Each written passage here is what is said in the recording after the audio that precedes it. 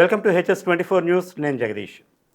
రాష్ట్రంలోని యువతకు ఉద్యోగానికి కావాల్సిన నైపుణ్యాలు ఉన్నాయా లేవా అనే అంశంపై HS24 న్యూస్ పబ్లిక్ ఒపీనియన్ తీసుకుంది. దానికి సంబంధించిన వీడియో ఇప్పుడు మనం చూద్దాం. నమస్తే. ఏం పేరు సార్? నా పేరు బాలరాజు అండి. బాలరాజు గారా? ఓకే, బాలరాజు గారు HS24 న్యూస్ ఛానల్ నుంచి వచ్చాను. నా పేరు శ్రీనివాసు. సార్, ఇప్పుడు మన రాష్ట్రంలో యువతకు ఉద్యోగానికి కావాల్సిన నైపుణ్యాలు ఉన్నాయా లేవంటారా? ఉద్యోగాలు మాత్రం రావటం లేదు. లేవు. లేవంటారా సార్? లేవు. దేనివల్ల సార్? ఇప్పుడు యువతులందరూ చాలా మంది చదువుకొని ఉన్నారు. BA, BComలోను, ఇంటర్మీడియట్ చదివిన వాళ్ళందరూ, IT చేసిన వాళ్ళందరికీ చాలా మందికి ఉద్యోగాలు రావటం లేదు. చాలా మంది యువకులందరూ చాలా ఇబ్బందులు పడుతున్నారు. ఆ?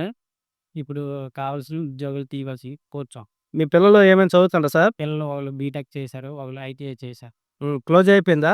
క్లోజ్ అయిపోయి ఆ పిల్లల ఇద్దరికి కూడా ఉద్యోగాలు లేవా? లేవు. ఎందులో కూడా రాలేదా? కూడా రాలే. వాళ్ళు ఉద్యోగాలు కూడా రావటం. మీ తోటి పిల్లలు మీ పిల్లలు కాకుండా మీ తోటి వాళ్ళ పిల్లలు కూడా ఉంటారు కదా, వాళ్ళకి కూడా ఏ ఉద్యోగాలు లేవా? మీ చుట్టుపక్కల మీకు తెలిసిన వాళ్ళు కూడా, మీ బంధువుల్లో కూడా ఎవరికి కూడా ఉద్యోగాలు ఏమి లేవా? వాళ్ళ స్కిల్స్ని ఎవరు పట్టించుకోవడం లేదు ఏ ప్రభుత్వం. దాని గురించి మీరేమంటారు? దాని గురించి అయితే ప్రస్తుతానికైతే ఉద్యోగాలు రావటం లేదు ఎవరు. ప్రస్తుతానికైతే ఈ చిన్న చిన్న ఉద్యోగాలు వస్తున్నాయి, కానీ దానికి అప్లై చేస్తున్నా సరే రావటం లేదు. ఈ ప్రభుత్వం బాగుండదు అంటారా, లేదంటే ప్రభుత్వం ఏదైనా మార్చుకోవాలని చెప్పి అంటారా? ప్రస్తుతానికైతే ఈ ప్రభుత్వం బాగానే ఉంది, కానీ ఇప్పుడు ఉన్న ప్రభుత్వం బాగానే ఉంది కాబట్టి ఉద్యోగాలు తీస్తే చాలా మంచిదే అనుకుంటాం. డిఎస్ తీసారా? మెగా డిఎస్సి కూడా తీయలే. తమ్ముడు, నా పేరు గణేష్. నేను HS24 న్యూస్ ఛానల్ నుండి వచ్చాను. మీ పేరు? నా పేరు దంపతి జాషువా డానియల్. నేను degree BA economics first year చదువుతున్నాను. ఓకే తమ్ముడు, మీకు ఒక క్వశ్చన్ అడుగుతాను, ఆన్సర్ చేయండి. ఆంధ్రప్రదేశ్లో యువతకు ఉద్యోగాలు రాకపోవడానికి కారణం ఏమిటి?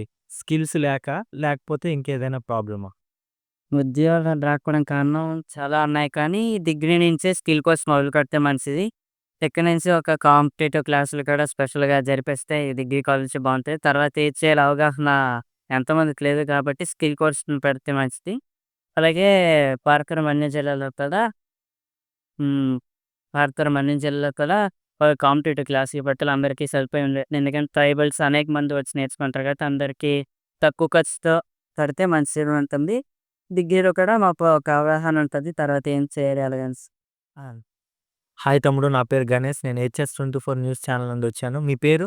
మా పేరు రవితేజ. ఓకే తమ్ముడు, డిగ్రీ చదువుతామని జన్నేత కాలేజీలో మ్యాథ్స్ BSc. ఇప్పుడు ఆంధ్రప్రదేశ్లో యువతకు ఉద్యోగాలు రాకపోవడానికి కారణాలు ఏమైనా చెప్తారా మీరు?